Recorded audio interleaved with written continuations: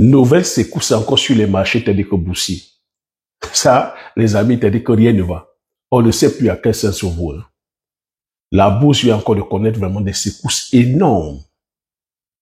On a comme ça, t'as dit que les 500 plus grandes capitalisations, ce que tu entends des fois parler, t'as dit que la S&P 500. Donc les grandes capitalisations américaines sont en chute libre. La bourse, c'est-à-dire qu'au rouge. La crypto-monnaie, c'est-à-dire que connaît aussi une grande secousse.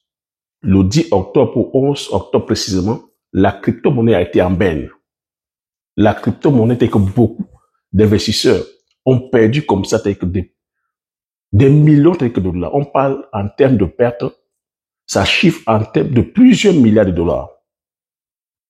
Pendant que nous sommes préoccupés quelque part le fonctionnement interne de nos différents pays, les différentes crises, la crise économique, la crise institutionnelle, crise politique, pour nous qui sommes ici en France, nous sommes comme ça, c'est-à-dire qu'à deux gouvernements, c'est-à-dire qu'à l'espace de même pas quelques mois, que nous sommes en train de changer. On a connu tel que le connu qui a pris sa démission, on va sur le connu tel que deux. Nous sommes en pleine tel que réforme, c'est-à-dire que de retraite. Il y a une crise qui est là sur la fiscalité. Il y a la vie chère. La population n'arrive pas à joindre les deux bouts. Et pendant ce temps, que les marchés aussi se font ressentir. J'ai coutume ici à te dire que nos politiques, le système économique vers lequel nous sommes, c'est une économie telle que des marchés. Et le marché ici, c'est quoi? C'est la finance, c'est la bourse. Donc tu vois qu'à chaque situation, à chaque décision politique, c'est-à-dire que ça impacte avec la bourse. Donc qu'est-ce qui a fait en sorte que la bourse rechute encore pour qu'on ait aussi quoi, un gros crack? C'est même un crash pratiquement. Qu'est-ce qui est à l'origine de cela? C'est ce que je vais devoir partager ici avec toi. Et comment faire pour pouvoir, c'est-à-dire que donc sécuriser son argent? Parce qu'aujourd'hui, on ne sait plus à quel sens ouvrir. Nos économies, c'est-à-dire que nos épargnes ne sont pas en sécurité. Aller laisser son argent en banque sur le livret A ou sur l'assurance vie. Avec l'inflation, c'est-à-dire que ça perd, on perd, c'est-à-dire en valeur. Mais on nous demande aussi en même temps d'aller de diversifier nos actifs, d'aller investir en bourse, donc sur les marchés, sur les 500 grandes capitalisations, sur du Nasdaq, aller planter dans un PEA, dans les EFT. Mais tu vois aussi, en même temps que il faut, c'est-à-dire qu'il ne faut pas aller investir de façon naïve. C'est pour ça qu'il faut se former, il faut comprendre comment ça fonctionne. Tu vois, au moment où je te parle, les marchés, c'est-à-dire que sont en berne. La bourse, c'est-à-dire qu'on est rouge. Mais il y a un secteur qui est en hausse, c'est l'or. Qu'est-ce qui explique ça? Où est-ce que tu peux aujourd'hui aller mettre ton argent en sécurité? Donc tu vois ici, c'est pour ça que je dis que cette page, c'est une page où je viens ici partager avec toi mon expérience. C'est une page d'échange, c'est-à-dire quoi? De connaissances. Ici, c'est-à-dire qu'on apprend à désapprendre, à réapprendre à nouveau.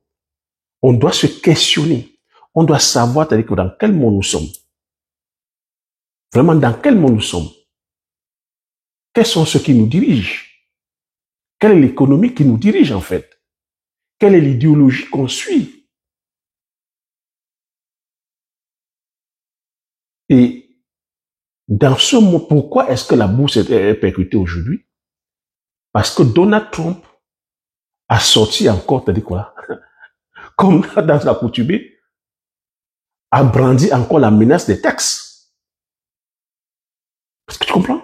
Donald Trump a brandi la menace des taxes. Et pourquoi Donald Trump brandit la menace des taxes? Parce que Donald Trump, l'Amérique est en conflit direct avec la Chine.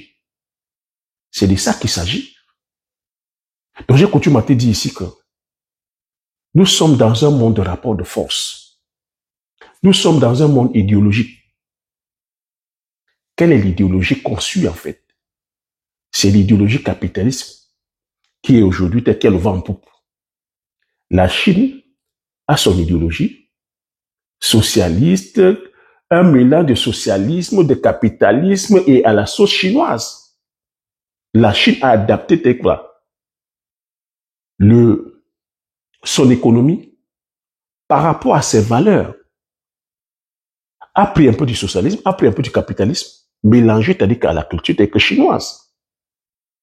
Et nous sommes aujourd'hui en conflit direct. C'est une guerre, c'est-à-dire que d'hégémonie en fait.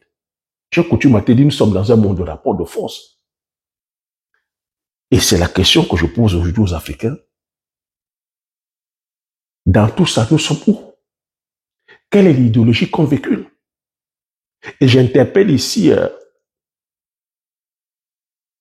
les panafricains.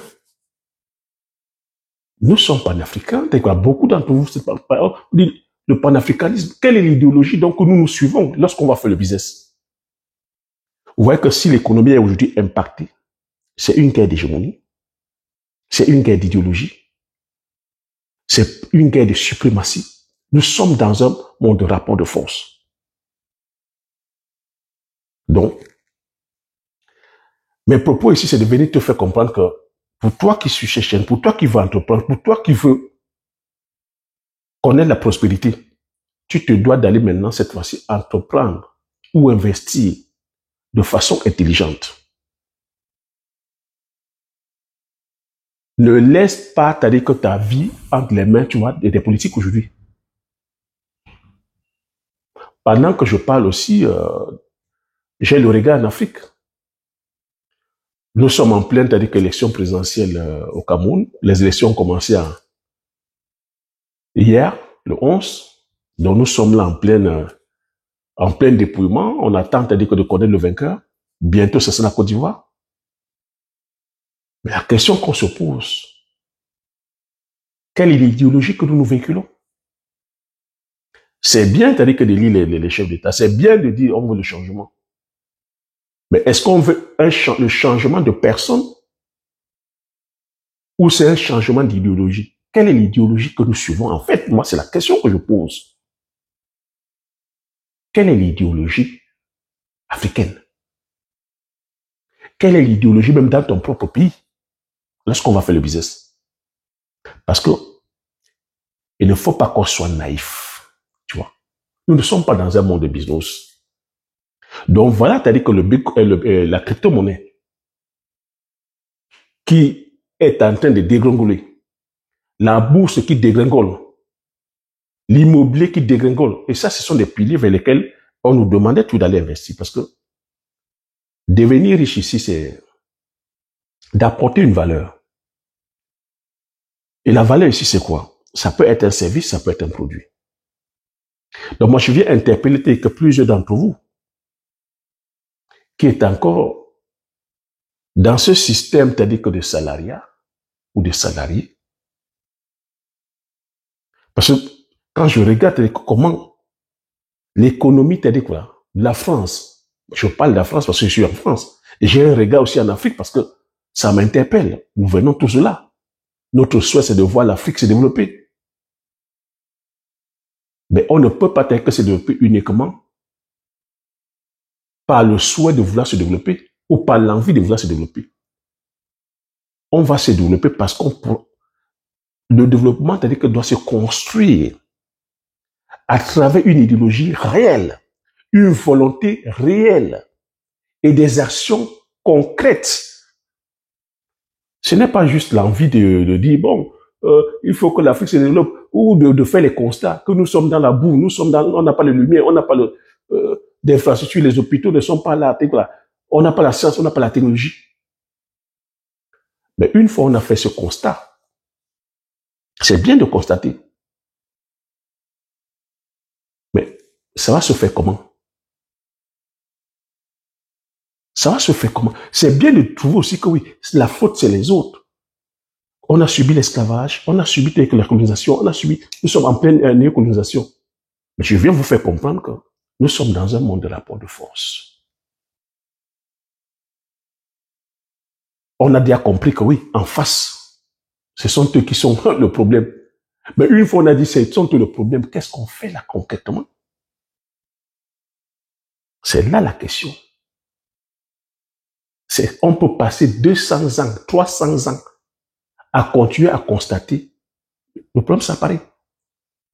On peut aussi lever la tête, on regarde la Chine. Pourquoi aujourd'hui la Chine est en conflit direct avec les États-Unis? Alors qu'il y a plus de 50 ans, la Chine peinait. La Chine est en conflit parce qu'elle réclame, t'as dit aussi, son autonomie. Elle réclame, t'as dit, elle s'impose parce qu'elle ne veut plus parler sous le couvert, t'as dit que les États-Unis. C'est de ça qu'il s'agit. Et elle n'est pas là uniquement à réclamer, elle agit. Parce que derrière, il y a eu un travail idéologique. Il y a une vision. Tu vois, il y a une vision. Donc c'est pour ça que je viens interpeller quoi, les Africains, les Africaines, qu'on se doit de sortir des émotions, que le business se fait de façon aussi idéologique. Idéologique. On n'entreprend ici en Occident, c'est-à-dire que de façon idéologique, le business, depuis plus de 200 ans, c'est une idéologie qui est là. Et tu vois aujourd'hui que s'il y a un conflit avec la Chine, avec la Russie, avec, c'est-à-dire que tu as vu des blocs, il y a des blocs du BRICS, parce qu'il y a d'autres courants de pensée. Donc si toi tu n'as pas compris ça, tu es là à dire à longueur de journée que oui, c'est la faute des Français, c'est la faute des Américains, c'est la faute des Chinois, c'est la faute de ceci. Quand tu le dis à travers quelle technologie? Sur quel support? Quelles sont les actions claires et concrètes que tu poses? Moi, c'est là où je viens interpeller plusieurs d'entre vous. Et si tu comprends ma démarche, tu vas comprendre pourquoi j'ai créé cette chaîne. Pourquoi je dis ici qu'on se doit de valoriser et vulgariser nos produits du terroir, les richesses locales. Et moi, je ne suis pas que dans le discours. Je suis passé à l'action. J'ai dit, je vais aller produire le poivre. Ça, c'est le poivre. Ça m'a pris du temps pour pouvoir réaliser ça. Pourquoi j'ai choisi le poivre? Pourquoi j'ai choisi l'huile de palme? Pourquoi tu me vois aller faire dans le Jiangsan? Pourquoi tu me fais voir aller faire le mpébé? Les rondelles. Pourquoi tu m'entends d'ici, on doit aller faire le bitakola, la kola kuminata, la kona nitida, le manioc, le macabo, les patates, les ignames, le sorgho, le mil, le niébé, les arachides, les graines de courge, le gombo. Nos produits du terroir, en fait, les produits du terroir. Les cultures sur lesquelles nous avons le contrôle sur les semences. Pourquoi j'insiste ici? Si plusieurs Africains avaient compris le sens de mon message, surtout ceux qui se disent panafricains, surtout ceux qui se disent kémites, mais c'est ça qui m'embête un peu. Cette plateforme, on sait des millions à être abonnés à cette plateforme. On sait des millions à aller produire parce que c'est de ça qu'il s'agit. Nous sommes dans un monde de rapport de force. Mais si aujourd'hui on se contente à uniquement que se plaindre, ça va changer quoi? On est là avec nos chefs d'État qui sont sur place. Quelle est l'idéologie qu'on véhicule? Quelle est l'idéologie qu'on véhicule? Si on est là uniquement à se plaindre et à être des consommateurs, des jouisseurs, à consommer tout ce qui vient de l'Occident, pour eux, ça ne les dérange pas. Mais lorsque tu viens produire l'huile de palme, le palmier à huile, le jansan, le bitakola, la cola kunata, le manioc, tu viens proposer sur la table de décision des produits. Lorsqu'on va aller faire de l'huile, pour faire de l'huile, il faut les palmistes. Et pour pouvoir avoir des palmistes qui ont des bons rendements, il faut qu'il y ait de la recherche. Donc ça veut dire que nos ingénieurs agronomes, nos spécialistes pourront aller faire avec des croisements, comme on a fait. Aujourd'hui, on a des variétés telles que le palmier appelé ténéra, brevetées. Parce que c'est de ça qu'il s'agit. On peut passer le temps à blablater, Tant que nous ne sommes pas sur la science, la technologie, on ne peut rien faire. Les grains de palmier brevetés, tenir. C'est de ça qu'il s'agit. Et c'est comme ça qu'on peut aussi rivaliser avec les autres. Tant que nous ne sommes pas en train de créer, de développer notre science, une science adaptée, c'est-à-dire à nos besoins et brevetée. Tant que nous ne sommes pas en train de développer la technologie adaptée, c'est-à-dire à nos besoins et brevetée, on peut passer 10 000 ans à blablater, c'est une perte de temps en fait. C'est pour ça qu'ils trouvent que nous ne sommes même pas, c'est-à-dire que nous ne sommes pas menaçants. La Chine est menaçante, pourquoi? La Russie est menaçante, pourquoi? Les autres sont, parce que ils ont développé leur science et leur technologie, ils ont des brevets. Quand Donald Trump se lève, pourquoi la bourse est en train de s'effondrer? La bourse s'effondre parce que la Chine a dit qu'elle va mettre 40% de taxes sur tous les produits. Maintenant en Chine, 40%. Donald Trump s'est levé aussi, il a dit qu'il va mettre 100% de taxes. Quand il dit 100% de taxes, ça crée quoi? Ça crée des secousses directement au niveau des bourses, au niveau de la crypto-monnaie. Directement, les investisseurs ont commencé à paniquer. Parce que mettre 100% de taxes, tu imagines un peu que les entreprises qui sont ébranlées.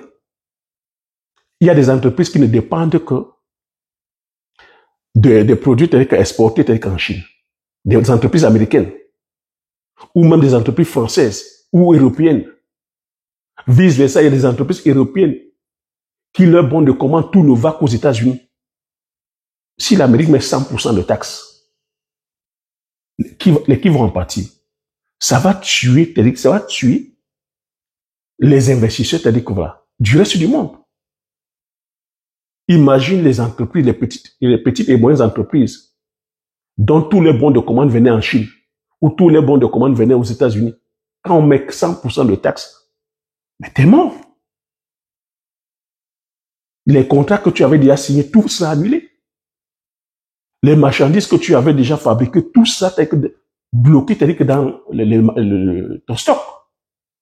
C'est de ça qu'il s'agit, les gars. Tu vois qu'une décision politique vient faire tout capoter. Nous, dans tout ça, comment est-ce qu'on s'en sort? Comment est-ce qu'on s'adapte dans ces milieux-là? Ouais, que nous, on va passer le temps là à être distrait, comme d'habitude. On va danser, on va secouer les reins, on va commencer à les coller. On sera dans l'illusion, c'est-à-dire que d'être riche, on va passer le temps à paraître. Mais tous ces produits-là, on ira les acheter. Parce que lorsqu'on met une augmentation de taxes de 40% ou de 100% de taxes, qu'est-ce que ça va créer? Les pays qui sont, c'est-à-dire qu'à la pointe de la technologie, qui ont la science, la Chine, elle ne va pas souffrir. La Chine, elle est l'usine du monde. Elle est, c'est-à-dire qu'elle est sur la pointe de la science, de la technologie. Elle fabrique tout. Elle a toutes les matières, c'est-à-dire que premières qu'on peut imaginer, même les terres rares. Parce que la guerre aujourd'hui technologique, la guerre sur l'intelligence artificielle, sur les semi-conducteurs, sur les terres rares. Tu vois, Donald Trump dit Nvidia qui fabrique les semi-conducteurs. Donald Trump dit non. Les puces, on ne va pas vendre en Chine. Tu vois, on est aujourd'hui dans des conflits directs de rapports de force. On est dans du protectionnisme. Donc, quand je viens d'ici, qu'on se doit d'aller valoriser nos richesses, tu vois, je le dis depuis 5 ans. Avant que Donald Trump ne vienne mettre le doigt sur quelque chose que ce sont eux-mêmes qui ont créé.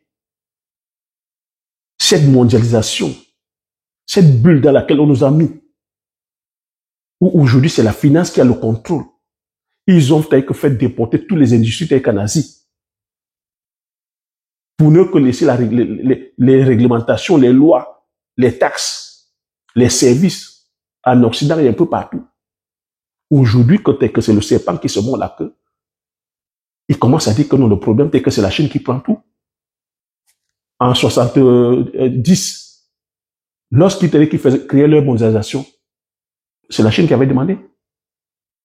Aujourd'hui, la monnaie a perdu la valeur parce que les États, c'est-à-dire que ne produisent plus.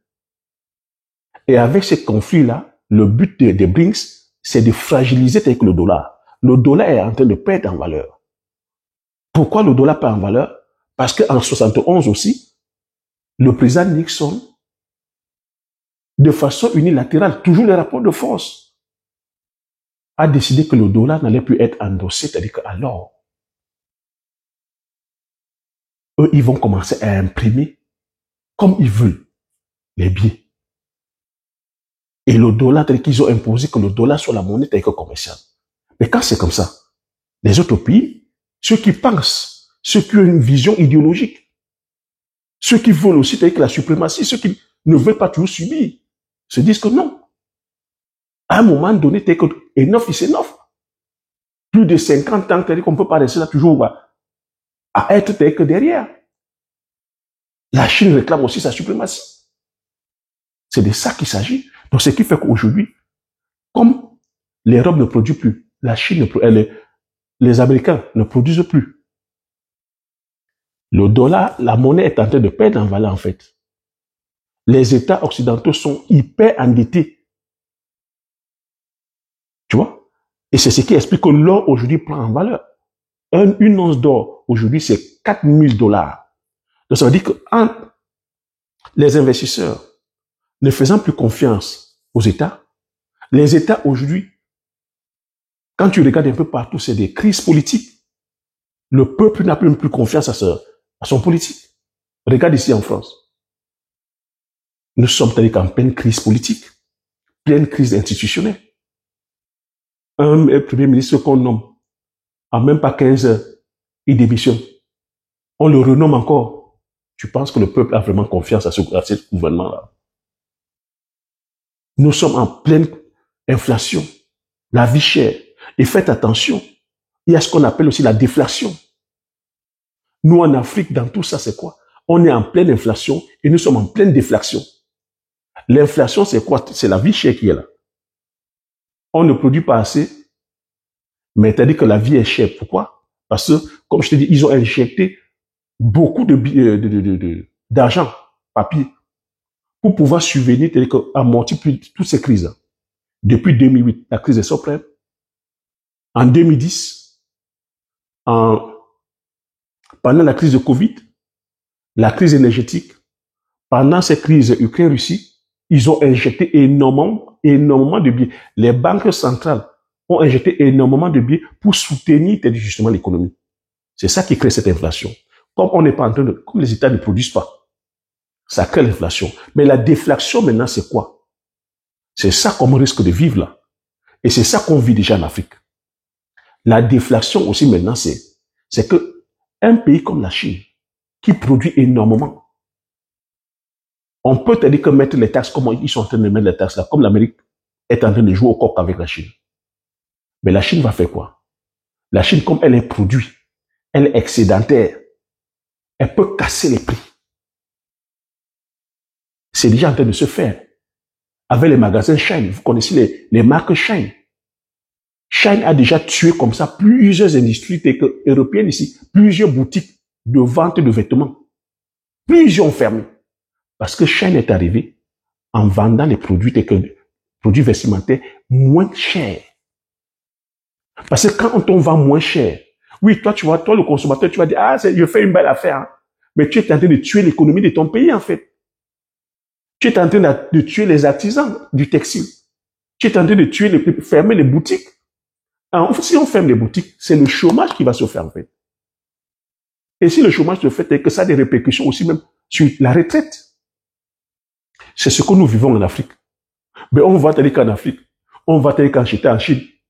Oh, la Chine, t'as dit qu'on fabrique des produits moins chers. C'est là-bas qu'on va se ressourcer.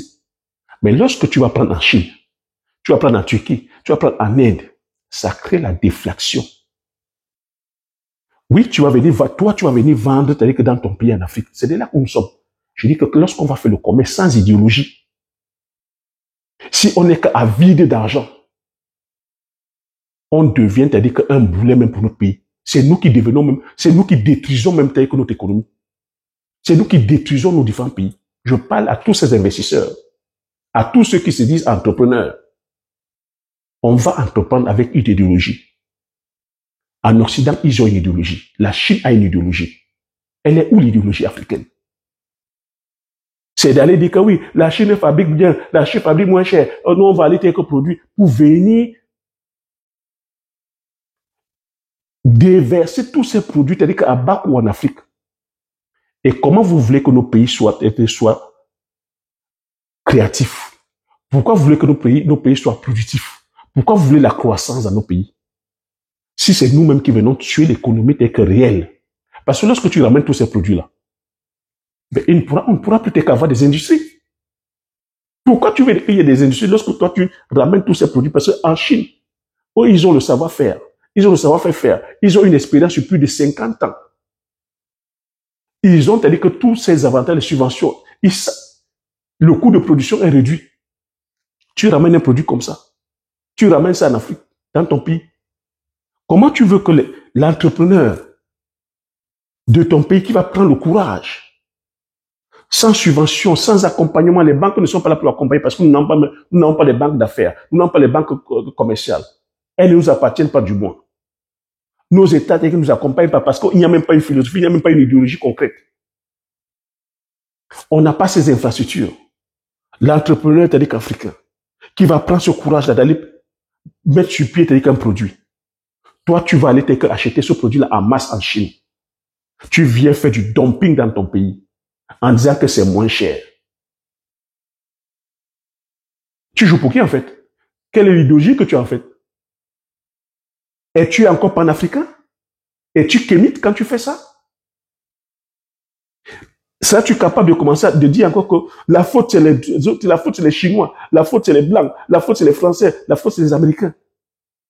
Quand tu es le VRP, c'est-à-dire que de ces pays-là, quand c'est toi-même qui retourne le revolver, c'est-à-dire que sur tes frères, ben c'est vrai, tu vas faire une belle affaire. C'est vrai, tu auras de l'argent. Mais comprends ici que je continue à te dire que l'argent, ce n'est pas la richesse. La vraie richesse, la création de valeur. C'est celui qui crée le produit ou qui crée le service qui est riche. Toi, tu as de l'argent. Mais l'argent, ça se dévalue. C'est pour ça que nos différents pays ne se développent pas. On a des commerçants, c'est-à-dire que dans nos pays, on a des commerçants. Si le commerce s'est développé, c'est-à-dire que nos États s'est développé. Ça fait des années, plus de 70 ans qu'on fait ça. Mais si on n'a pas compris qu'avec ce système-là, on ne peut pas se développer, mais ça veut dire qu'on baigne dans l'ignorance. Et qui est-ce qu'on tombe? Ça veut dire qu'on n'a aucune idéologie. Aucune idéologie. On est uniquement à vide d'argent. C'est pour ça que nous n'avons pas que des richesses générationnelles, des richesses qui vont sur plusieurs générations. Parce que ce n'est pas bâti sur des systèmes. Eux, ici, ils ont des systèmes. Maintenant, si nous voulons aussi qu'on nous respecte, comme la Chine fait peur, comme la Russie fait peur, il faudrait qu'on ait des idéologies claires, qu'on aille aussi développer la science et la technologie propre à nos réalités, brevetées. C'est bien beau lorsqu'on est là. Ben Thierry, on ne peut pas aller investir pour l'instant. Je vous entends aussi, hein. Parce qu'en Afrique, il n'y a pas d'infrastructure, il n'y a pas de route, il n'y a pas d'électricité, il n'y a pas d'énergie, il n'y a pas des hôpitaux, il n'y a pas les gouvernements. C'est bien de faire ce constat. Mais c'est à nous d'apporter. Nous n'avons pas, c'est-à-dire que des scientifiques, des ingénieurs, nous n'avons pas la matière grise. À nous aussi, c'est-à-dire que de demander à nos dirigeants, lorsqu'on va élire nos dirigeants, sur quels critères on les élit? Combien lisent même les programmes politiques? Avant nous-mêmes les programmes politiques, on va encore élire nos dirigeants par clientélisme. On va élire les dirigeants politiques parce qu'ils sortent de nos villages ou parce qu'ils sortent de nos régions. Nous sommes encore, c'est-à-dire voilà, dans un tribalisme abyssal qui n'a pas de nom. Qui lit le programme? Qui demande aux dirigeants que voilà, nous sommes dans une ère aujourd'hui où nous sommes dans un monde globalisé. Comment pourrons-nous répondre aux défis qui sont les nôtres aujourd'hui, climatiques, sur le plan environnemental, sur le plan de l'énergie, sur le plan des infrastructures aussi, on parle hospitalières. Comment pourrons-nous développer notre agriculture avec, c'est-à-dire que nos produits du terroir, Quels sont les types d'une... Comment l'éducation, la santé, propre à nos réalités. Voilà les défis qui sont les nôtres. Vous verrez que si on commence à penser, comment est-ce qu'on pense panafricain, comment est-ce qu'on pense kémite? Penser kémite, c'est peut-être d'aller mettre des universités qui vont véhiculer que les valeurs. Si on commence à penser comme ça, vous savez ce qui va se passer. Nous sommes les premiers ici à dire que, oh, tel est allé étudier, tel est qu'à Harvard, tel est allé étudier à Yale, tel a étudié, tel est qu'à HEC, tel a étudié, tel est qu'à Polytech, tel a étudié à la centrale. Nous sommes les premiers complexés. Dès qu'on se présente, on dit j'ai étudié à Yale. N'avons-nous pas tel que des intellectuels capables de pouvoir aussi construire des universités de qualité avec une philosophie, une idéologie africaine? Vous voyez que si on commence à faire ça, vous avez vu, rapport de force. Les autres universités vont faire quoi? Harvard, Yale, on s'est attaqué. On s'est attaqué. Et c'est là où on sent les bonhommes. C'est là où on sent ceux qui ont les noyaux. Pareil que pour, je vais dire, les bibliothèques. Construisez les bibliothèques. Allez éduquer les enfants dès le berceau. Des valeurs qui sont les nôtres. Construisons les écoles de qualité. Véhiculant des messages. Parce que ça commence dès le berceau. Enfin, créons des universités scientifiques et technologiques. Allons maintenant créer quoi? On est dans l'aide de la technologie, on parle de l'aide de l'IA. On parle de l'IA. Mais qu'est-ce que l'IA peut apporter là concrètement pour l'Afrique? Quelles sont les données? Parce que l'IA répond par rapport aux données que l'être humain a mis dans ses bases de données. Excuse-moi la tautologie. Mais à quel niveau nous sommes? On parle d'Internet. À quel degré d'Internet nous sommes? Combien de personnes ont Internet à la maison? C'est vers là qu'on se doit d'aller. Voilà les enjeux en fait. Mais nous, on a choisi, beaucoup ont choisi la philosophie qui a... Je suis venu en Occident, j'ai étudié dans telle université, ça devient ton parchemin. Mais quand tu commences à penser comme ça, ou soit tu es de ce côté-là, occidental, il n'y a pas de mal à ça. Mais tu ne peux pas en même temps dire que tu es kémite, que tu es panafricain. Non. C'est de la dichotomie. C'est de la dichotomie. Parce qu'un Chinois, il ne pense pas comme... Il a la philosophie telle que chinoise, il n'a pas la philosophie telle qu'africaine. C'est pour ça que quand ils sont chez nous, ils ne font que leurs choses. Les Occidentaux, ils ont leur philosophie, ils n'ont pas la philosophie africaine. C'est pour ça que, pour eux, c'est leur philosophie qui est là. Ça ne se négocie pas. Mais nous, on est venu nous donner une philosophie. On ne pense pas.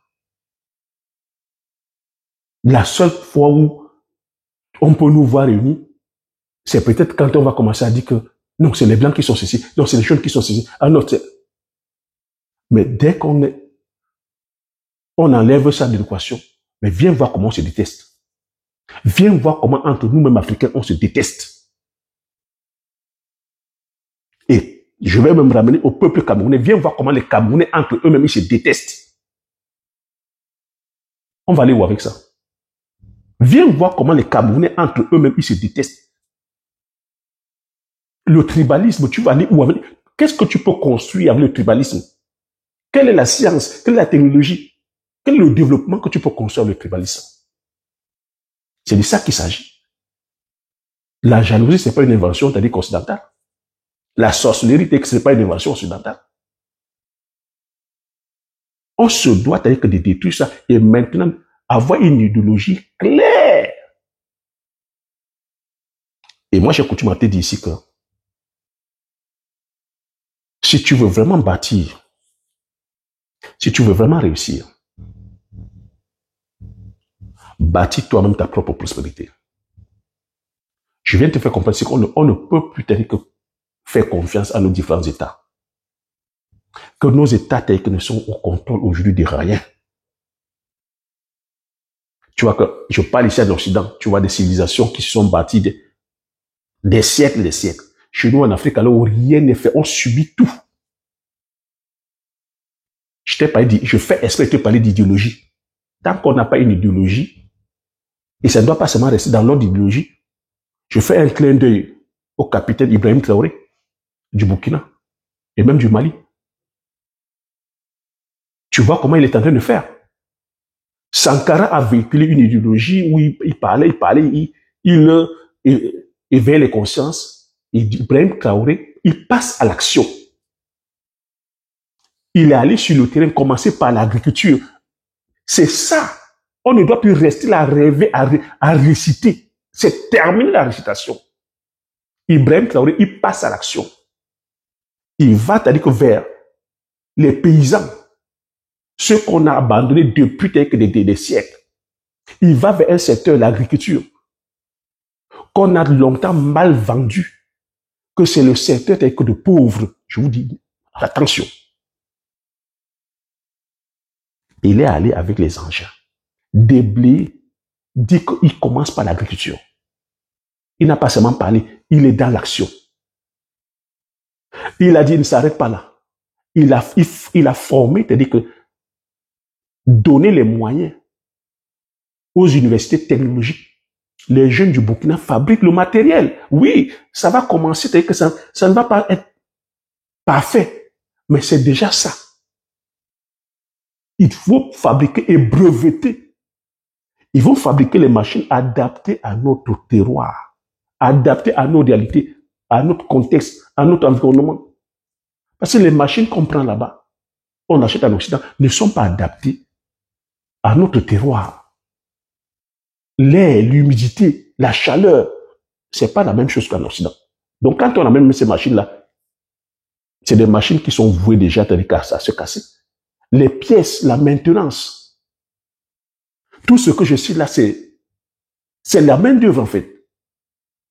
Imagine un temps soit peu qu'on maîtrise la fabrication, c'est-à-dire que d'un petit engin agricole, et que le dirigeant politique impulse, c'est-à-dire que cet entrepreneur, il crée une usine, et que cette usine-là embauche 2000 personnes.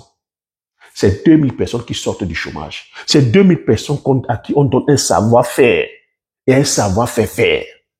Et ces machines-là vont aller développer le tissu économique agricole. C'est de ça qu'il s'agit, c'est comme ça qu'on s'enrichit. Un autre polytechnicien qui développe une machine de transformation et à qui le gouvernement donne impulse, donne un coup de pouce. Il crée une usine. L'usine embauche 10 000 personnes. C'est 10 000 personnes qui sortent du chômage. Et quand on dit 10 000 personnes, multiplie tel que les 10 000 fois 8, fois 10, parce qu'une personne, c'est au moins 10 personnes que ça nourrit. C'est comme ça qu'on développe un pays. Et Ibrahim Traoré est en train de le faire. Je le vois, il prend les enfants, il fait des formations, c'est-à-dire quoi, à la citoyenneté. C'est comme ça qu'on peut faire. L'idéologie, on passe au pragmatisme, on apprend aux enfants, on fabrique les choses concrètement. Oui, parce que ce système est venu, c'est-à-dire quoi, de aller à l'école, obtenir les diplômes, acheter sa maison. On nous a mis dans une bulle de consommation. Donc je vois beaucoup aujourd'hui, je vois malheureusement des gens de la diaspora. Je continue encore à répéter, on est ici, je gagne 2000 euros, je gagne bien ma vie. Tu gagnes 2000 euros, tu dis tu gagnes bien ta vie. Pour moi, il c'est pitié. Comment tu fais pour vivre maintenant? Parce que même les Français qui sont ici, même les autochtones qui sont là, les sortes qui se plaignent. On se plaint de la vie chère. Tu dois seulement te poser la question que quand tu gagnes 2 millions, regarde ta fiche de paye. Quand tu as 2 millions, je sais pas, quand tu parles du net ou tu parles du brut. Mais regarde le brut et regarde le net. Tu verras que c'est pas la même chose. Comme le net, le brut, avant que tu n'arrives au net, on t'a prélevé plusieurs taxes. Donc ton travail aujourd'hui est taxé. Oui, nous sommes dans un pays qui encourage le social. Oui, on a besoin de ça. Il faut toujours aussi donner un coup de pouce à ceux qui sont au besoin. Mais mes conseils ici, c'est de te dire, pour toi qui vis ici en France, je parle ici à la diaspora, ne viens pas te contenter des aides. Ne te contente pas des aides. Tu peux être en difficulté à un moment donné, ça je te le conseille. Mais fais tout pour sortir dans la situation de difficulté. Mais j'ai remarqué aussi que beaucoup quittent avec l'objectif en Afrique de venir bénéficier des aides. On voit des gens comme ça qui restent dans les aides pendant plus de 20 ans, 30 ans. Tu vas où? Quand tu commences à accepter les aides, à faire des aides ta réalité, comprends que c'est toi le produit. Hein. Tu es bon pour la pauvreté. Parce que c'est ça qui est en train de créer aussi ce climat, c'est-à-dire qu'aujourd'hui, de crise sociale. Parce que ceux qui travaillent disent aujourd'hui que non, mais ils ne s'en sortent pas parce que on passe le temps à donner, c'est-à-dire qu'à ceux qui ne travaillent pas, à ceux qui ne veulent rien faire, à ceux qui sont là à dormir, aux personnes qui ont choisi de ne pas travailler, qui veulent les aides. Tu vois, le climat social est tendu. Et quand c'est comme ça, on vient voir quoi? On va plutôt venir pointer du doigt les étrangers. C'est déjà en train de le faire. Donc, si tu es dans cette situation-là, sors rapidement de cette situation. Comment tu vas sortir de cette situation? En augmentant des compétences. Si tu es aujourd'hui dans une situation où tu as peut-être, tu es en dessous du SMIC, augmente ta compétence. Ne reste pas là à dire que bon, j'ai mes aides qui viennent ici, j'ai ça qui vient là-bas, j'ai ça qui vient là-bas. Bon, non, ne te contente pas de ça. Augmente en compétence pour que le salaire soit un peu élevé. Donc, si comme tu dis, tu as 2000 € aujourd'hui, si tu augmente en compétence pour que le salaire soit élevé. Si tu arrives à être à 2000 €, ne te contente pas des 2000 €. Commence à bâtir maintenant ta liberté financière, ton indépendance financière. Les compétences que tu as aujourd'hui, avec le développement de la technologie, tu peux monnayer tes compétences. Tu peux aller faire un business à côté. C'est pour ça que je te parle d'entreprendre. Donc, avant de penser à entreprendre, déjà, développe tes notions sur l'éducation financière. Développe des notions sur l'éducation financière. C'est quoi un actif? C'est quoi un passif? Un actif, c'est ce qui me fait gagner de l'argent. Un passif, c'est ce qui me fait perdre de l'argent. Lorsque je commence à travailler et que je vais aller acheter la résidence principale, est-ce que c'est un actif? Non, c'est un passif. Et lorsqu'on me donne cette résidence principale, c'est du crédit. Un crédit, c'est quoi? Un crédit, c'est une dette. Et même si on te dit que c'est dans 20 ans que tu vas rembourser, ça reste une dette. Et tu vois, à ce moment, présentement, où l'économie est incertaine, tu vois que tu te mets dans des problèmes. Et beaucoup d'entre vous, vous êtes dans ces problèmes-là. Donc, je vais te dire ici, pas de crédit. Lorsque tu as 2000 €, pas de crédit, ne tombe pas dans ce piège. Tu es en train de bâtir tel que ton patrimoine. Tu es en train de bâtir ta prospérité, pas de crédit. Quand tu es même peut-être jeune, pas d'enfant, pas marié, ce n'est pas la peine d'aller habiter dans les quartiers où le loyer est cher. Parce que c'est de ça qu'il s'agit aujourd'hui. Les loyers ont doublé, ont triplé, ont quadruplé. C'est ça qui crée les salariés pauvres aujourd'hui. Tu as 2000 €, fais attention à ton épargne. Va chercher la colocation. Rentre un peu dans un quartier en dehors des grandes villes. Accepte de prendre le bus. Si ton quartier si ta ville est bien desservie, prends le bus. Ne va pas prendre la voiture. Parce que la voiture aussi, c'est des dépenses. Oui, monsieur. Tu vas peut-être dire, Thierry, j'ai pris une voiture, tu es qu'à 4000 €. Non, 4000 €. Mais le coût de la maintenance, c'est cher. Ton argent va partir dedans. Fais attention. Bon, maintenant, si tu as un boulot qui est très loin et qui demande la voiture, prends la voiture. Si tu as la voiture et que tu n'as pas le logement, je vais même te dire, dors dans ta voiture. Oui, tu m'as compris, dors dans ta voiture. Mais c'est toi qui sais là où tu vas aller. Ne suis pas le regard des autres. Si tu es dans cette situation, c'est parce que tu suis la pression sociale. À 2000 euros, il faut déjà que tu commences à... Il faut faire le proving. 2000 euros, tu vas aller chercher le portable. iPhone 17 qui est sorti, iPhone 17 Pro Max. 1500, 1600. Parce que toi aussi, tu veux prouver. Mais tes 2000 euros sont déjà partis. Pire encore, ceux qui sont à 1200 euros vont aller chercher iPhone Pro Max 17. Crédit, payé 5 fois. Tu compromets tes chances de devenir riche. Est-ce que tu me suis? Dors dans la voiture. C'est pour un temps. Tu es en train de bâtir ta richesse en fait.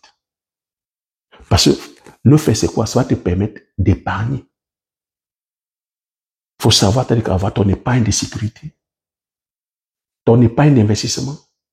Lorsque tu as épargné maintenant suffisamment, lorsque tu commences à avoir une épargne, tu peux épargner, tu peux faire ça comme ça pendant 1 an. Tu vois, pendant 1 an. Si tu as 2000 euros et que tu mets 1000 euros de côté, pendant 1 an, ça te fait combien? Maintenant, tu commences à penser à investir. À investir. Et pour ça, ça demande des formations. Tu n'investis pas. Tu vas pas aller sur le premier charlatan, tu vas venir, que viens donner ton argent, tu vas dormir, non. Tu te formes. Tu t'intéresses à l'économie.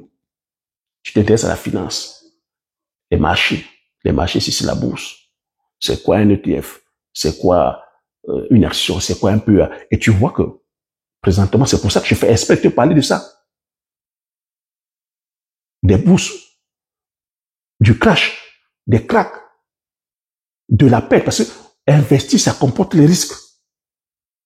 Tu ne vas pas aller investir n'importe comment. Tu ne vas pas aller prendre tout ton argent, tu mets non. Non. On va te parler de on va te parler de l'immobilier. L'immobilier aussi aujourd'hui est en berne. Tu vois, l'économie est en berne. L'immobilier, mais tu te formes. Immobilier, pour mettre en location, il faut savoir aussi qu'il y a des risques, il y a des pièges. C'est tendu aujourd'hui aussi le marché de l'immobilier. Parce qu'il y a trop de taxes qu'on prélève. Parce qu'aujourd'hui, avec l'inflation, on a beaucoup comme ça, que d'un pays, les salaires, comme les salaires n'augmentent pas, les loyers sont hyper chers. Il y a comme ça beaucoup de défauts de paiement. Tu mets ton argent. Quelle est la valeur aujourd'hui qui ne change pas? C'est l'or, le métal. Tout ceci, c'est des conseils, hein, mais c'est pas un conseil en investissement, mais je te demande ici, c'est mon expérience que je te donne. Comment tu penses? Comment tu grandis? En ce moment, comment est-ce que ton épargne, là, tu peux stabiliser ça? L'or, tu as vu, l'or, en ce moment, est en hausse. Une once d'or aujourd'hui à $4000. Donc, c'est pour te dire que l'argent papier, l'argent fiduciaire a perdu la valeur. Les gens n'ont plus confiance. Comme ils n'ont plus confiance aux politiques, ils n'ont plus confiance aux États. Avec le crash que nous avons, beaucoup vont sécuriser leur argent en achetant de l'or. Mais comprends que lorsque tu achètes de l'or, c'est pas un investissement qui croit, mais lorsque tu achètes de l'or, tu t'as dit que tu évites l'inflation en fait. Donc tu mets dans l'or, tu mets dans l'argent. Tu montes maintenant d'un cran. Parce que ce qui pourra te permettre de pouvoir gagner maintenant du gros argent, c'est l'entrepreneuriat. Parce que lorsque tu vas investir en bourse, c'est de la capitalisation en fait. Tu ne gagnes pas, c'est pas pour te permettre d'être riche, mais c'est pour pouvoir capitaliser, c'est pour pouvoir, tu peux dire, allez, je suis en train de préparer ma retraite, tu vois, aux États-Unis. Aux États-Unis, ils préparent leur retraite par capitalisation. Et là encore, c'est même, tu vois, on était même en train de penser ici en France que, tu vois, la retraite, c'est incertain. Parce qu'il n'y a plus d'emploi. C'est un actif. Pour une personne en retraite, c'est chaud. Pour toi qui as moins de 50 ans aujourd'hui, c'est chaud. Si tu as 30 ans aujourd'hui et que tu vis en France, ta retraite est incertaine. Donc, tu te dois de commencer à penser comme ça pour le faire. Toi qui es en Afrique, c'est pareil, tu te dois de commencer à le faire. Et je pense qu'ils vont bientôt nous emmener pour une retraite par capitalisation parce que la retraite par répartition, c'est une grosse arnaque, c'est une autre Ponzi. C'est ceux qui sont en retraite maintenant qui profitent. C'est ceux qui ont peut-être 50 ans qui vont peut-être profiter. Mais pour ceux qui ont 30 ans, Elle est incertaine, la retraite. Qui c'est qui va cotiser pour toi? Il n'y a plus d'emploi. Il n'y a pas d'industrie. Il n'y a pas de croissance. Il n'y a pas de productivité. Donc, c'est toi qui dois maintenant commencer toi-même à préparer ta retraite, à préparer ton présent et à préparer ton futur. C'est pour ça que tu me vois ici. Je suis de la diaspora. Personne mieux que moi peut te conseiller ça. C'est des stratégies que j'ai mises en place. Tu vois que j'ai une lecture de comment fonctionne l'économie en Occident. Je comprends leur idéologie. Parce que je les pénètre. Et pour bien comprendre, il faut les pénétrer sans animosité. Mais en même temps, j'ai le devoir et l'obligation aussi d'apporter pour les miens, apporter aussi pour mon pays. C'est pour ça que tu me vois, je vais entreprendre maintenant autrement. En disant que je ne peux pas, comme je ne peux pas compétir avec eux frontalement, mais je viens développer nos richesses qui sont là. Le poivre, le ndiansa, le bitacol, les produits du terroir. Oui, monsieur, parce que là-dessus, que j'ai le savoir-faire, faire. Mais lorsque tu vas aller faire l'agriculture industrielle, intensive, mécanisée, sur la monoculture des céréales, je parle qui ici même. Tu penses que tu peux les compétir? Ils sont sur un savoir-faire depuis de 200 ans. Ils ont déjà breveté et normé tout, réglementé tout. Toi, tu penses que tu vas venir, tu peux produire sur 1000 hectares, tu peux produire sur 2000 hectares, tu peux produire sur 5000 hectares. Qui va te donner même les 5000 hectares? Et eux, ils trouveront toujours les moyens pour te détruire, pour te casser. S'il s'agit de venir compétir, marcher sur les plates-bandes. Parce que tout a été nommé. Vous n'êtes pas en train de voir ça. Qui c'est qui va te donner la technologie? Les rapports de force, c'est quoi? Les rapports de force, c'est sur la science, la technologie. Non, je ne te donne pas ma matière, je te donne pour mon tracteur. Non, je ne te fournis pas de tracteur. Pose la question à Ibrahim Traoré. Il a vécu ça. Il a commandé les tracteurs à un fournisseur. Le fournisseur lui a fait comprendre que je ne peux pas te livrer parce qu'il y a un pays qui me fournit les pièces, qui a demandé que je ne livre pas parce que tu es en conflit. C'est de ça qu'il s'agit. C'est de ça qu'il s'agit. C'est pour ça qu'on se doit de breveter nous-mêmes notre science et notre technologie. Sinon, le reste, ce n'est que du bavardage. Donc, tu vois, tu ne peux pas les compétir et comprendre que nous sommes dans un monde des marchés. Tout est aujourd'hui coté en bourse. Tout est spéculatif. Donc, si tu vas vers les produits qui sont cotés en bourse, tu penses que tu vas voir quoi? Tu ne vas que produire pour enrichir les intermédiaires. Et quels sont ceux qui vont gagner le gros lot? C'est toujours encore les mêmes qui sont sur les marchés. Parce que ce n'est pas toi qui fixes le prix. Lorsque tu vas produire ton huile, tu es sur le compteur de l'huile. Tu as le marché. Lorsque tu produis le poivre, tu as le contrôle de bout en bout. Et c'est des produits c'est des cultures qui ne demandent pas de la haute mécanisation ou dont le coût de production est bas. Et le gain est élevé. C'est ça le business. On ne va pas entreprendre pour le plaisir d'entreprendre. On va entreprendre parce qu'on veut gagner de l'argent. Un hectare de poivre, c'est 130 millions. Un sac de bitacola, c'est 500 000 francs. Si tu fais un hectare, 200 arbres, multiplie. Et c'est à ta portée. C'est à ta portée si tu arrêtes uniquement maintenant d'être un suiveur, une suiveuse, si tu arrêtes d'être paresseux. Parce qu'il faut comprendre que oui, ça demande du temps pour s'enrichir.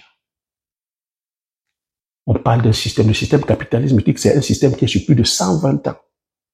Comment vous pensez qu'on peut venir détruire ça comme ça? Donc quand je parle du poivre et que je dis 3 ans, mais 3 ans, c'est quoi à l'échelle du temps? Tu plantes, tu suis le processus, tu attends 3 ans. C'est pour ça que la formation est là. Si je n'avais pas mis la formation, tu serais en train de faire 15 ans. Toi, tu sais le temps que j'ai passé pour pouvoir maîtriser la culture, pour pouvoir avoir un produit fini comme ça. Tu sais le temps que moi j'ai passé. Mais au travers de la formation, Je viens te raccourcir ce temps-là. Et aujourd'hui, il faudrait qu'on soit des personnes qui sont dans du pratico-pratique. On doit arrêter d'être des personnes fidèles à un salaire, fidèles au salariat. Moi, ce discours de dire, oh non, tout le monde ne peut pas être entrepreneur, pour moi, c'est un vœu d'échec, en fait. Donc, on a accepté d'être des pauvres parce que, tu vois, le système qui est là, c'est un système qui est bien fait pour nous maintenir dans la pauvreté. Tu ne peux pas être fidèle à un salaire et être riche, non. Non. Je viens t'expliquer le mécanisme, comment l'économie fonctionne. Donc, si tu dis aujourd'hui que non, je suis salarié, tu vois, c'est ça qui crée donc ces conflits, c'est ça qui crée les crises sur le plan social. Mais aujourd'hui, tu te dois de t'adapter, tu te dois de te réinventer, tu te dois de, quand je dis t'adapter, te réinventer, c'est de développer plusieurs compétences. Et aujourd'hui, avec le progrès de la technologie, tu en es capable. Par le biais des formations, par le biais des bibliothèques, par le biais des conférences qu'on va, par le biais de venir sur le terrain toi-même apprendre, par le biais aujourd'hui tu as YouTube, Internet, tu as Internet qui est là. Non, la connaissance est démocratisée. Ce n'est plus une excuse. Et à ceux qui disent là qu'on ne peut pas aller entreprendre aujourd'hui au pays parce que il manque des routes, il manque de l'électricité, il manque des infrastructures. Je vais te faire comprendre aussi que pour devenir riche, pour prospérer, ceux qui sont riches, pourquoi est-ce que beaucoup disent que non, c'est les riches? Non, les riches sont riches pourquoi? Parce que ils ont misé sur le résultat et sur la prise de risque. Je peux répéter, les personnes telles que les riches sont aujourd'hui riches parce que eux, ils ont beaucoup plus misé sur le résultat et la prise de risque. Je peux m'expliquer? Pour que tu puisses voir ce résultat, hein, le résultat que je t'affiche, c'est le poivre. Le résultat que je t'affiche, le palmier à huile. Le Njansan, il a fallu que je prenne le risque. Le risque d'aller, t'as dit que chercher la connaissance, parce que tout ça, ce n'est pas à la portée de tout le monde. Hein. C'est moi qui ai fait des recherches. J'ai pris mon argent. J'ai investi pour pouvoir acquérir la compétence, le savoir-faire, le savoir-faire. Je suis allé au pays. J'ai bravé dans ce risque-là. Tout ce que tu cites là aujourd'hui, il n'y a pas de route, il n'y a pas d'hôpitaux, il n'y a pas d'eau de qualité, il n'y a pas de ceci, il n'y a pas, le gouvernement ne nous soutient pas, les banques ne nous soutiennent pas. Moi, j'ai pris ce risque-là d'aller injecter plus de 200 millions. L'huile de palme, pareil. J'ai pris le risque d'aller injecter plus de 200 millions à l'économie réelle. C'est de ça qu'il s'agit. En disant que c'est comme ça qu'on peut aussi impacter l'économie. Lorsque je fais le poivre, à qui je donne? Je donne aux pépiniéristes, qui sont des Camerounais. J'embauche des Camerounais qui sont des techniciens qui ont le savoir-faire. Lorsque je vais je vais faire l'usine, je vais acheter auprès des artisans camerounais les machines. L'argent, je donne aux artisans camerounais. Ça leur permet de développer leur unité de production. Lorsque j'achète des plants de palmier, je vais acheter les plants de palmier à la compagnie étatique qui était CDC à l'époque. Je parcours plus de 200 km. C'est des frais, c'est des coûts. C'est des risques que je prends sur ces mauvaises routes que tu cites. Lorsque je décide maintenant d'aller entreprendre, c'est des risques que je prends. Ça peut échouer. Et ça a échoué la première année, je t'ai dit. J'ai perdu des dizaines de millions. Mais je ne me suis pas arrêté là. Parce que j'ai ma philosophie, j'ai mon idéologie. C'est de l'argent. J'ai dit, je vais continuer encore à aller travailler de l'argent. Je vais revenir implémenter. Donc, quand tu vois des résultats, quand tu vois ce résultat-là, quand tu vois le résultat qui est le poivre, quand tu vois que les résultats, Njansan Bitakola, quand je vais te parler de la culture du manioc, du macabo, du terrain, oui, parce que j'ai pris le risque que tu vois ces résultats. Mais si toi, tu fais le choix du salariat, parce que tu te dis, bon, Tu as ton salaire tous les mois. Tu ne prends aucun risque. Que tu performes, que tu ne performes pas, tu as ton salaire. Tu vois que c'est un choix que tu as fait. Tu ne veux pas prendre de risque. Mais entre ton patron et toi, c'est quoi qui est le plus riche? Qui est riche? Entre ton patron et toi, qui est riche? Est-ce que tu penses que même si tu travailles plus de 40 ans, tu seras plus riche que ton patron? Tu comprends pourquoi tu as dit que les salariés passent le temps à se plaindre que oui, nous on travaille, mais on enrichit le patron. Oui, le patron, lui, il a fait ce choix-là. Du risque et des résultats. Risque, résultat, c'est ça qui fait gagner. Donc quand je te dis d'aller produire le poivre et que tu dis que oh non, c'est trop cher, je peux perdre mon argent, tu as déjà fait vœu de pauvreté. Le poivre, pourquoi? Le poivre, oui, l'implémentation. Allez, il faut avoir un minimum, c'est-à-dire que de 20 à 30 000 euros. 20 à 30 000 euros, c'est une somme, n'est-ce pas? Ça fait peur, c'est-à-dire que des pertes, n'est-ce pas? C'est pour ça qu'il y a très peu de personnes qui viennent produire. Au Cameroun, nous ne sommes que 600 sur plus de 30 millions. Donc tu vois que moi, j'ai pris ce risque-là d'aller mettre mon argent dans la culture du poivrier. Pourquoi tu serais étonné aujourd'hui que je puisse gagner de l'argent? Quand je dis que le poivre, c'est 130 millions, c'est parce que oui, derrière, il y a un risque. Il y a un risque de perte. Il y a des risques que même des collaborateurs, c'est-à-dire que te trahissent. Il y a cette mentalité que nous avons, c'est la mentalité des Camerounais qu'il faut le dire. C'est pour ça que je dis que quelle est l'idéologie que nous avons? On se doit de travailler plutôt notre idéologie. Si on est là, c'est-à-dire que dans cette mentalité de tribalisme, de ceci, de cela, ce truc qui nous tire vers le bas, ce truc qui est là que tu ne vois que, si tu ne vois que les problèmes et comprendre que problème égale opportunité. Moi, c'est pour ça que aujourd'hui, je fais partie de la classe des seigneurs de la terre. Parce que je vais produire le poivre. Je fais partie du cercle très restreint. Le Njansang, pareil. Le Njansang, tu n'entendras pas parler de Njansang. La particularité des personnes qui veulent prospérer, c'est qu'elles ne vont pas là où tout le monde va. À partir du moment où tu commences à entendre le peuple tel que parler d'un business, c'est que ce business n'est plus rentable. Je te parle du Njansang, tu vas te dire que mais le Njansang, on n'en parle pas. Ton pays ne va pas te parler de ça. Quelle est l'idéologie? Je te dis tout, quelle est l'idéologie que nous avons? Quelle est l'idéologie économique que nous avons? Nous sommes toujours encore dans les vieux chemins, c'est-à-dire coloniaux. Pourquoi tu veux qu'on te parle du Njansang? À l'époque coloniale, les colons parlaient du Njansang. Vous voyez qu'on est toujours dans le vieux chemin colonial. Mais moi, je viens de quoi? Dépoussiérer tout ça et produire autrement. Le Njansang, le Bitakola. Je viens te parler de la diversification des cultures. Parce que oui, nous sommes aujourd'hui dans un monde changeant. Le changement climatique. Donc tu vois, lorsque tu produis comme ça, tu as la diversité. Parce que dans la nature aussi, c'est la diversité. Est-ce que tu as l'habitude de te balader un peu en forêt? Quand tu regardes dans la forêt, est-ce qu'il y a uniquement une variété de culture, une variété d'arbres? Il y a une multitude de variétés d'arbres qui produisent divers fruits. Tu as une variété de culture d'herbes ou même de légumineuses. La nature est dans la diversité.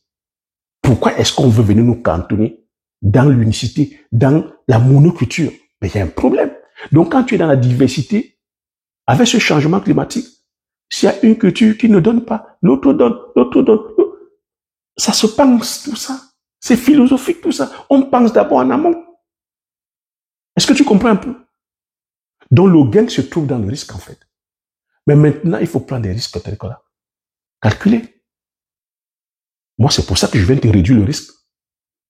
En te parlant de la formation, mais à la base, moi, je viens plutôt te proposer ce produit-là. Je dis, je vais mettre une marque. Mais présentement, je vends déjà l'huile. Parce que je suis venu répondre à un besoin. Le peuple camerounais a besoin d'huile de palme. Le peuple africain a besoin d'huile de palme. Le monde a besoin d'huile de palme. L'huile de palme, c'est la matière grasse la plus consommée. En industrie, en biocarburant et dans tout ce qui est produit de consommation. Oui, sans huile de palme, on fait quoi? le coquille, le mitumba, le héros qui est le coq, la sauce graine, le topsi banina, l'incondré. Toutes nos sauces là, sans huile de palme, mais c'est la culture qu'on perd. C'est notre tradition que nous perdons parce que toutes nos traditions, telles que se tournent autour de l'huile de palme.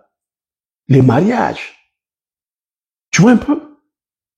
Je viens de te dire que si on ne produit pas cette huile-là, mais c'est des valeurs qu'on va perdre en fait. Je reviens encore sur la thématique, mais si on est panafricain ou si on dit on est kémite, c'est quoi être kémite? Ce sont ces valeurs-là, les valeurs culturelles, les valeurs traditionnelles, nos valeurs spirituelles, les valeurs culinaires. Sans huile, comment tu te retrouves? Ou à moins que tu es venu ici manger du jambon, manger du camembert, manger de la ratatouille, manger hein, le tube bouillon. Et tu veux te découvrir tout ça. Tu es venu boire du bon vin, bon vin Bordeaux, de Bordeaux, hein, Romanais, non, Romanais, ce n'est pas entendu, mais Romanais Conti. Boire du vin, et boire un peu de champagne, et ouais, on perd les valeurs en fait. Et dans mon pays, on sait que nous sommes des bons buveurs, et on est même peut-être des fois fiers de dire qu'on a bu la quantité de fleuve voulu. Le même palmier à huile, on fait le matango. Le matango qui est le vin de chez nous. En Côte d'Ivoire, vous avez dit le bangui. C'est des valeurs en fait. Est-ce qu'on peut s'asseoir à un mariage sans bangui, sans matango, sans la cola? Ce sont nos valeurs. Donc tu vois que ça se pense tout ça. Donc quand on dit qu'on est kémite, on n'est pas africain. On ne reste pas uniquement dans le verbiage. On est dans la pratique. Parce que le pied de le bitacola, c'est dans nos us et coutumes. Nos anciens marchent sur le bitacola. Ça reste dans nos valeurs. Et le bitacola, on ne marche pas uniquement le bitacola pour marcher. Ça a des valeurs telles que nutritives. C'est un médicament. C'est un antibiotique. C'est un antibactérien. C'est un anti-inflammatoire. Les anciens marchent pourquoi? C'est pour ça que tu les vois aussi résistants. Parce que ça va booster le cœur. C'est un Viagra. On sent. C'est comme ça qu'on pense tout ça, les gars. Ça se pense, hein. Si la Chine est aujourd'hui là devant, voyez la Chine. Elle a pris mélange socialiste, mélange capitaliste, mélange du communisme aussi. Elle a fait sa sauce avec ses valeurs ancestrales. Les valeurs ancestrales. Ils se soignent encore avec des plantes chez eux. Ils ont, c'est-à-dire encore leur médecine, c'est-à-dire que traditionnelle, développée. Ils respectent ça. Ils respectent encore leur tradition. Nous sommes où? Et l'économie, c'est-à-dire que quand on te parle d'économie, l'économie, c'est-à-dire que englobe tout ça. Ben oui, eux, ils entreprennent où l'économie, c'est-à-dire que ici, répond à une idéologie. Ça répond à une idéologie. Et c'est des rapports de force. Et nous sommes là-dedans, en plein dedans. Et si on n'arrive pas à comprendre ou à s'adapter, ben, quand deux éléphants se battent, quels sont ceux qui souffrent? C'est les arbres qui sont autour qui souffrent. Hein? Quand deux éléphants, la Chine, ils sont en train de se battre, la Chine et les États-Unis sont en train de se battre. Qu'est-ce qui va souffrir autour? C'est les arbres. Il faut savoir s'adapter. Hein? Donc voilà ce que je voulais expliquer encore sur cette thématique-là. J'espère que tu as aimé, j'espère que tu as appris les choses. J'attends aussi ton avis dans les commentaires. Donne-moi ton avis dans les commentaires concernant, tu vois, ce monde qui ne fait que changer. Changer sur le plan économique, changer sur le plan environnemental, énergétique, sur le plan géopolitique. Parce que tu vois, si l'économie est secouée, c'est aussi toutes ces tensions, les guerres, les tensions qui sont là, les crises qui sont là, Ukraine, Russie, tu as vu Israël, Palestine, tu vois là maintenant c'est le Venezuela aussi qui est secoué là. Quand tu vas regarder en Asie, tu as le Népal. C'est toute cette crise-là, c'est toutes ces tensions-là qui font en sorte que l'économie soit chamboulée. Et quand tu vas voir, toutes ces crises-là aussi, tu vois Madagascar aussi qui est secoué là, mais tu verras toujours que c'est des tensions qui sont dues à des stratégies, à des guerres géopolitiques. À des guerres géopolitiques. Et toujours dans l'optique du contrôle sur l'hégémonie. toujours dans le titre du contrôle sur l'hégémonie. Ne soyons pas naïfs. Dans ça, j'attends ton avis dans les commentaires. Si nous voulons aussi aller développer l'Afrique, aller impacter l'Afrique, vers quelle idéologie? Quelle est l'idéologie quelle est notre idéologie? Quelle est l'idéologie que nous allons mettre en place? Et mes propos, c'est de se dire, de ne pas continuer à rester uniquement sur le plan idéologique de la récitation. Commençons maintenant à implémenter les choses. J'aimerais voir de plus en plus des universités d'école africaines, les bibliothèques africaines, la technologie africaine brevetée, la science africaine brevetée, les infrastructures africaines brevetées, une agriculture africaine pensée par les Africains, une économie africaine pensée par l'Afrique. C'est ça que j'aimerais voir de plus en plus. Et comprendre que il faudrait qu'on soit prêt maintenant aussi à la confrontation, parce que nous sommes dans un monde de rapport de force. Parce qu'en face, ils ne vont pas nous accueillir avec la fleur au fusil. Et oui, c'est de ça qu'il s'agit, parce qu'on viendra gagner les parts de marché. Et comme nous sommes dans un monde de rapport de force, ils ne vont pas vouloir perdre les parts de marché. Donc il va falloir qu'on soit costaud. Costaud sur tous les plans. Voilà mes propos. Je t'attends dans les commentaires. Sur ce, je te dis merci et à la prochaine vidéo. Ciao.